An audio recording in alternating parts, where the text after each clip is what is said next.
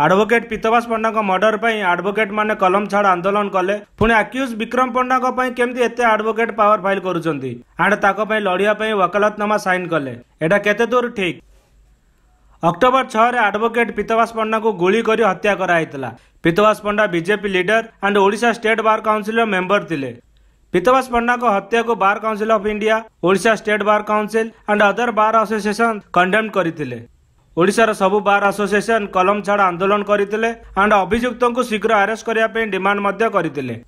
Odisha police एथिरे 12 जन को अरेस्ट करिसंती। सेथिरे BJD leader and former Berhampur MLA Bikram Panda and former Berhampur municipal corporation mayor Shivshankar Das and corporator Malay Bishoyi को मध्य अरेस्ट कराइछि।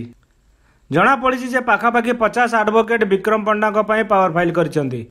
जड़े आक्यूज को बहुत एडवोकेट रिप्रेजेंट कले may be social and politically गोटे इन्फ्लुएंस हो पारे किंतु in the I of law तार किछि इंपैक्ट नहीं।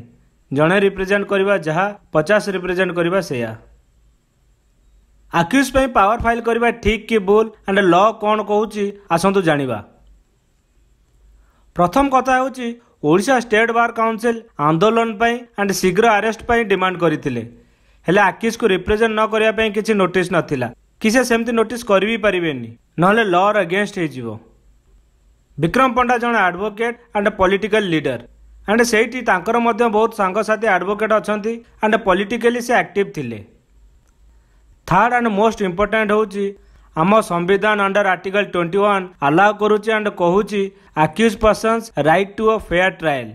सेति पई अक्यूज रिप्रेजेंट हबा निहायती दरकार। ता अर्थ नुआ एडवोकेट कल्प्रिट को डिफेंड करिवो बट डिफेंड करिवो accuser right to a fair trial. जदि कौन से एडवोकेट अक्यूज को रिप्रेजेंट न करिवे देन गवर्नमेंट बाध्य निजे टंका खर्च करी अक्यूज को रिप्रेजेंट करिवे। होप आपण माने बुझी सारथबे पावर फाइल करबा ठीक थिला कि भूल थिला।